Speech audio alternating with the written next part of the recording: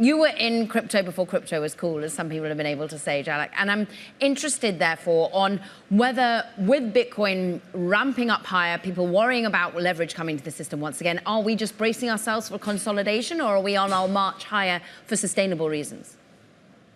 Well, we have a confluence of factors that make this rally different than rallies that we've had previously. I mean, first we had the ETF launches, which were off to a bit of a slow start, but now BlackRock's has been the most successful ETF launch in history, and we've continued to see interest from institutions coming into the sector. BlackRock is also launching a Brazil ETF product for spot Bitcoin. So we're going to see not only the U.S. but the rest of the world continue to have more access. So that shows that we are in a different situation than we were in previous rallies and consolidation. And then we also have the Bitcoin halving coming up, or halvening, as some of us call it, which traditionally constricts the supply of Bitcoin because it reduces the rewards that Bitcoin miners get.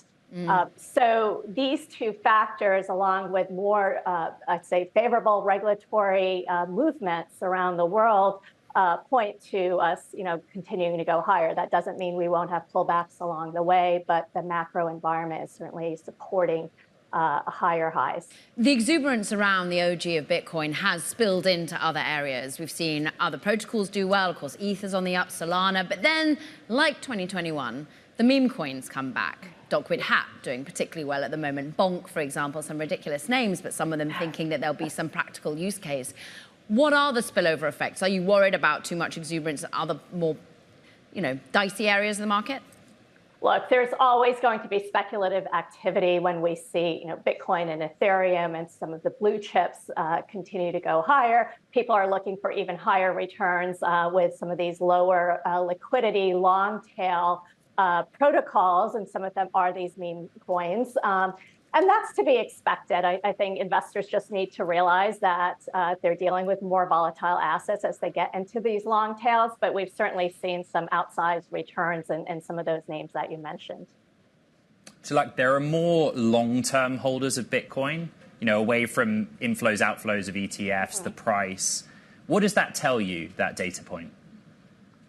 Well, I think it shows that longevity of this asset class, that we've seen more and more people moving Bitcoin off of exchanges, which means that they're not going to trade, that they're storing them in highly secure ways, which means that they're looking at this as an asset that could hedge against inflation. I mean, we've seen a lot of back and forth on, are interest rates going to be cut? Are they going to hold steady? Are they going to increase? And Bitcoin provides an asset that is independent of this government policy, and more people worldwide want to hold this. Caroline mentioned you were investing in blockchain startups before it was cool. Has your approach changed over the years in the types of company you now want to back?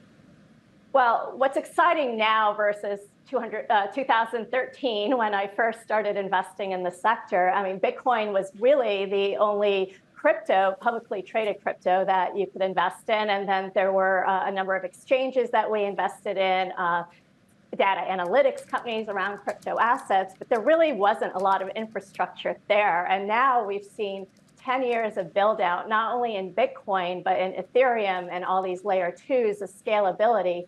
So I also invested in the early internet in the mid 90s and the late 90s. And back then we couldn't watch videos online. And so in 2013, I say, we couldn't easily access and trade Bitcoin. And now 10 years later, we have ETFs. And so it's very similar progression, I'd say even faster progression as we see the build out. And so, just like, any assets need, custody, right, need market makers. We've seen all of that.